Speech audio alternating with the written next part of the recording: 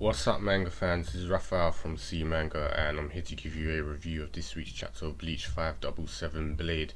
So yeah, I enjoyed this chapter. It was fun to read. Only complaint was it was so damn fast. I mean, even for Bleach standards, it was like a 30-second read.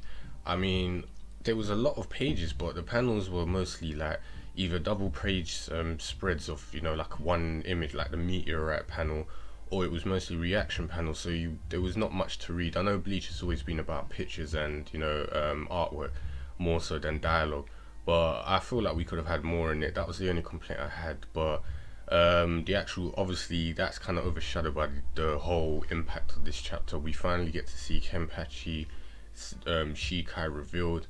It kind of puts to rest that theory that I've heard being mentioned a few times, that Kenpachi's his Zanpakuto was always constantly released, like Ichigo's was.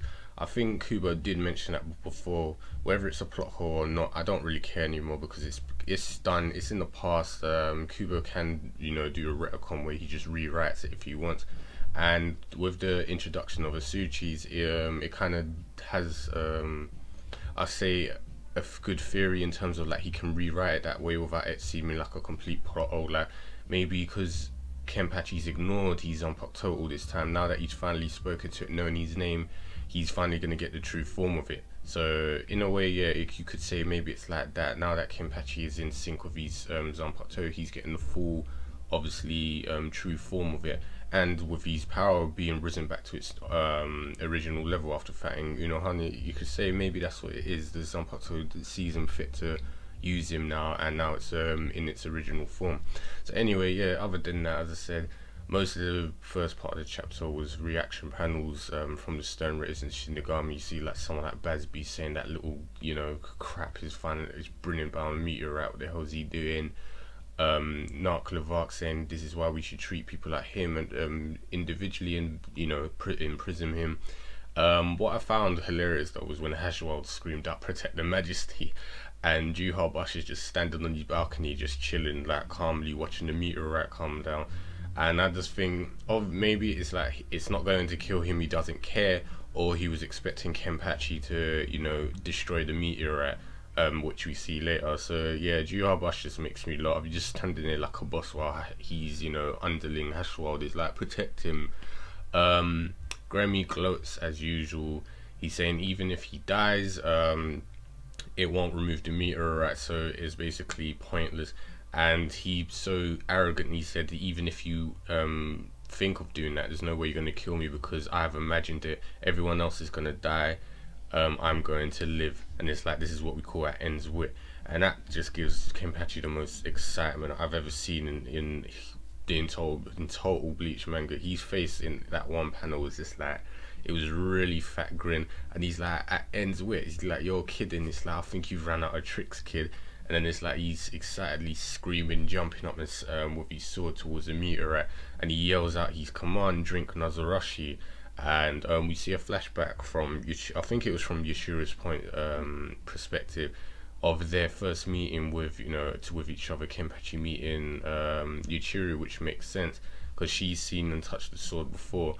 And we have this whole play on, oh, you don't have a name, me either, which makes it which is kind of funny, because Kenpachi named Yuichiro. Kenpachi didn't have a name before, and he took on a different name. Now Nozarashi, who was technically part of the group, is finally getting a name now, which we hear. So it's like kind of like like a bond between all three of them, and now everyone all has their names from back then.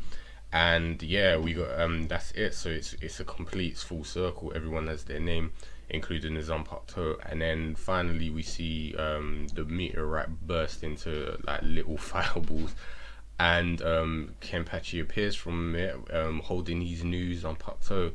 It's called a blade, but to me it looks like an executioner's axe. I don't care what the title says, or that it's it's being called a new blade. It looks like an axe, a war axe, an executioner's axe, a butcher's axe, whatever you want to call it, but it looks like an axe. So it looks great. It's freaking massive.